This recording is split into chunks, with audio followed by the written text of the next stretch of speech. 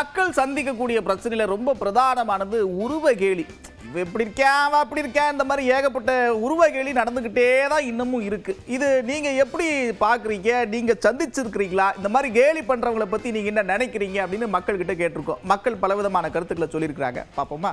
அது ரொம்பவே ஒரு ஹியூமிலியேஷன் ஃபேக்டராக இருக்குது. எல்லாருமே அதை வந்து ஸ்போர்ட்டிவாக எடுத்துக்குவாங்க அப்படின்னு கிடையாது. நிறைய பேர் வந்து அதை பர்சனலாகவும் ஃபீல் பண்ணுவாங்க.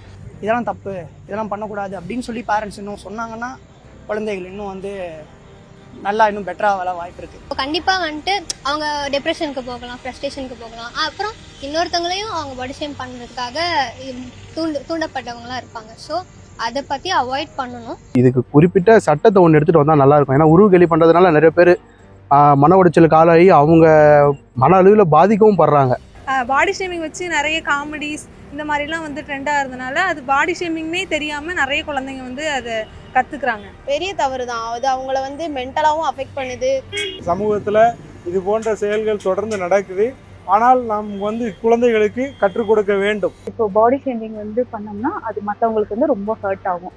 நம்ம வந்து சின்ன வயசுலேருந்தே நம்ம வீட்டில் வந்து எல்லாம் சொல்லிக் கொடுப்பாங்க, மற்றவங்களை வந்து இப்படி பாடி ஷேமிங்லாம் பண்ணாதீங்க, வைக்காதீங்க. பட் வந்து எல்லார் வீட்லையும் எல்லாரும் சொல்லித் தராங்களான்றது தெரியல. இந்த உருவக்கேலி செய்கிறது வந்து மிகப்பெரிய தவறுன்னு சொல்லி நான் ஃபீல் பண்ணுறேன். நம்ம மனுஷ பழக்க வழக்கங்களையே அது ரொம்ப கஷ்டப்படுத்துது. இந்த உடல் கேள்வி பற்றி எங்கள் வீட்டில் சொல்லி கொடுத்துருக்காங்க. அந்த மாதிரிலாம் யாரும் பண்ணக்கூடாதுன்னு சொல்லி கொடுத்துருக்காங்க. அதனால நான் யாரும் அந்த மாதிரி பண்ண போனதே கிடையாது. யாருமே உருவத்தை வைத்தோ இல்லை கலரை வச்சோ நம்ம கேலி பண்ணக்கூடாது.